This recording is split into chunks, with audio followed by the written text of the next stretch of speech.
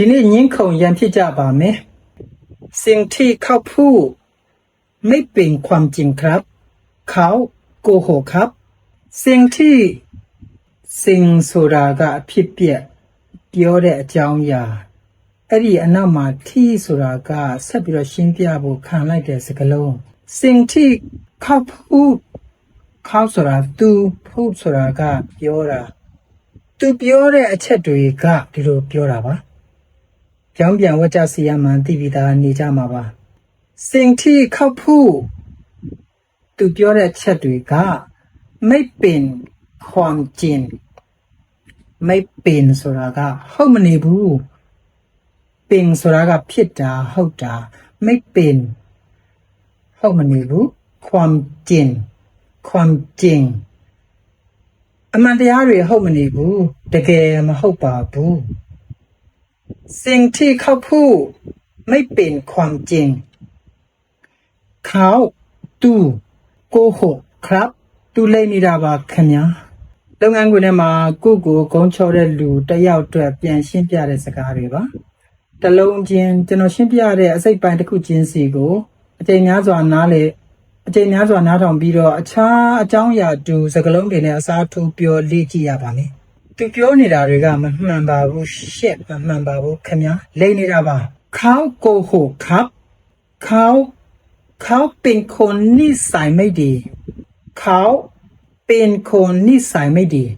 เขาဆိုတာကခုနလိုပဲသူလို့ပြောတာคนนิสัยไม่ดีเป็นคนဆိုတာကလူတစ်ယောက်ဖြစ်ပါတယ်นิสัยไม่ดีนิสัยဆိုတာကအကျင့်စရိုက်ไม่ดีဆိုတာကမကောင်းတာเขาเป็นคนအဲ့လိုလူဖြစ်တယ်นิสัยไม่ดีนิสัยไม่ดีนิสัยไม่ดีအကျင့်မကောင်းတဲ့လူဒီလူကအကျင့်မကောင်းတဲ့လူပါ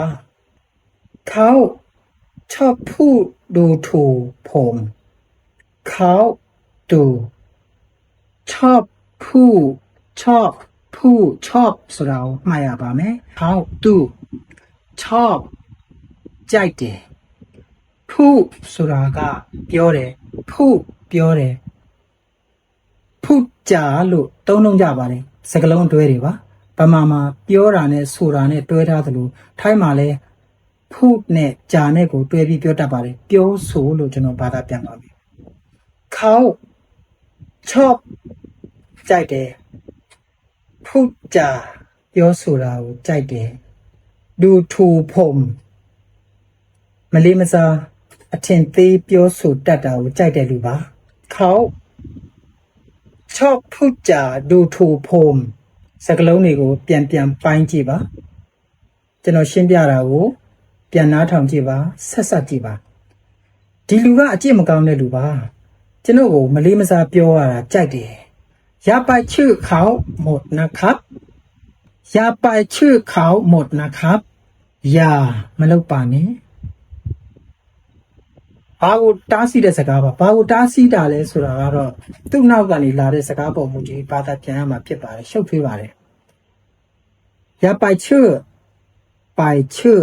ပိုက်ဆိုတာကသွားတာသိကြတယ်ချွဆိုတာကယုံတယ်သွားမယုံနဲ့လို့ပြောတာပါရပိုက်ချွခေါမတ်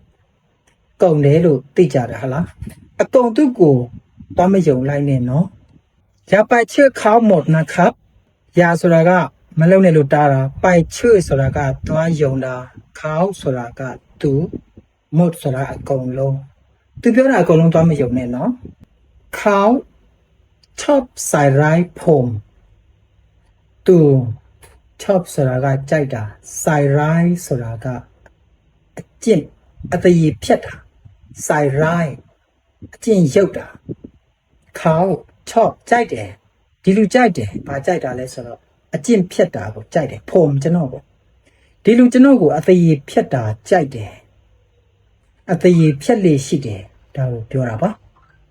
อย่าไปชื่อเขาหมดนะครับသူ့ကိုအကုန်လုံးသွားမယုံပါနဲ့ခင်ဗျာเขาဒီလူသူชอบใส่ร้ายผมကျွန်တော်ကိုအကျင့်ဖြတ်တာကျွန်တော်ကိုအတရေဖြတ်ဖို့ကြိုက်တဲ့လူပါကျွန်တော်ကိုအတရေဖြတ်တတ်တဲ့လူပါเทียนเขาไม่ได้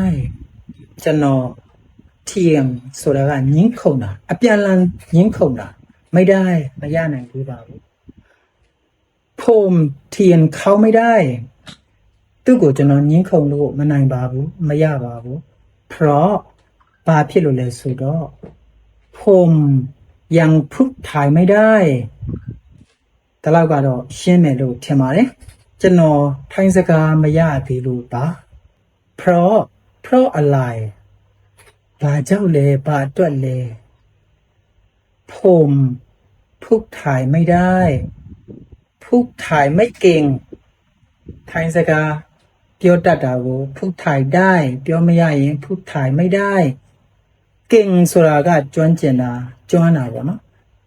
พูดไทยไม่เก่งဆိုတာကမကျွမ်းသေးလို့ပါผมไม่ได้ทำอะไรผิดครับผมไม่ได้ทำอะไรผิดอะไรဆိုတာကပြောနေတဲ့အကြောင်းအရာတွေကတခုပါဘာကိုရေလို့တိတိကျကျရည်ညွှန်းတာမဟုတ်ပါဘူးผมไม่ได้ทำอะไรไม่ได้ทำอะไรผิดเปยากูมအမှားမလုပ်ထားပါဘူးခင်ဗျာကျွန်တော်ဘာမှအမှားမလုပ်ထားပါဘူးလို့ပြောတာပါไม่ได้ทำမလုပ်ရပါဘူးอะไรผิดဘယ်အရာอะไรဆိုတာကအဲ့ဒီခုပြောတဲ့အကြောင်းအရာကိုပါဘာလဲတော့မသိဘူးပေါ့နော်သူကအကြောင်းအရာတစ်ခုကိုပိုစားပြုတ်ထားတာဘာမှအမှားမလုပ်ထားပါဘူးခင်ဗျာแต่ဒါပေမဲ့แต่ว่าတချို့ကแต่ว่าအတူတူပါပဲแต่ผมพูดไม่เก่งเลยอธิบายไม่ได้อธิบายဆိုတာကရှင်းပြတာไม่ได้ဆိုတာကမရဘူးဆိုတော့ရှင်းမနိုင်တာอธิบายไม่ได้ผมพูดไม่เก่งเลยสကားပြောမကျွမ်းတဲ့အတွက်ကြောင့်อธิบายไม่ได้ရှင်းပြလို့မနိုင်တာပါผมไม่ได้ทำอะไรผิดครับကျွန်တော်ဘာမှအမှားမလုပ်ထားပါဘူးแต่ဒါပေမဲ့ผมพูดไม่เก่งเลยอธิบายไม่ได้แต่ผมพูดไม่เก่งเลยอธิบายไม่ได้เลยဆိုတာကကြောက်ဆိုလို့မတဲမကွယ်လေးကြားညက်သုံးရတဲ့စကားပါရှုပ်ထွေးတဲ့ရှင်းပြဖို့ရှုပ်ထွေးတဲ့စကားလုံးတစ်ခုလို့လည်းပြောနိုင်ပါတယ်အထစ်ပိုင်ไม่ได้အထစ်ပိုင်ไม่ได้ဆိုတဲ့စကားနဲ့ไม่เก่งဆိုတဲ့စကားကြားမှာညှက်ထားတဲ့လေဖြစ်ပါတယ်မကျွမ်းကျင်လို့ရှင်းပြမနိုင်တာပါပြောတာပါကျွန်တော်ဘာမှအမှားမလုပ်ထားပေမဲ့စကားပြောမတော်လို့စကားပြောမကျွမ်းကျင်လို့ရှင်းပြမနိုင်တာပါခင်ဗျာလို့ပြောတာဖြစ်ပါတယ်ကိုဟုတ်လိန်ပြောတာ cling ဆိုတဲ့စကားတစ်လုံးရှိပါတယ်ပြောင်းတာတို့ပညာပြတာတို့ကိုကိုစိတ်နှောက်ယှက်ဖြစ်အောင်လုပ်တဲ့စကားလုံးဖြစ်ပါတယ် cling ဒူထု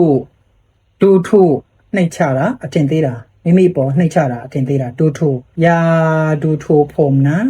ယာမဒူထုผมนะကျွန်တော်ကိုလာပြီးတော့မနှိပ်ချပါနဲ့စိုက်ရိုင်းအတုံးများပါတယ်အမြဲတမ်းကြားရပါတယ်စိုက်ရိုင်းဆွဆွဲတာနာမည်ဖြတ်တာအသေးဖြတ်တာကိုစိုက်ရိုင်းเขาစိုက်ရိုင်းผมသူကျွန်တော်ကို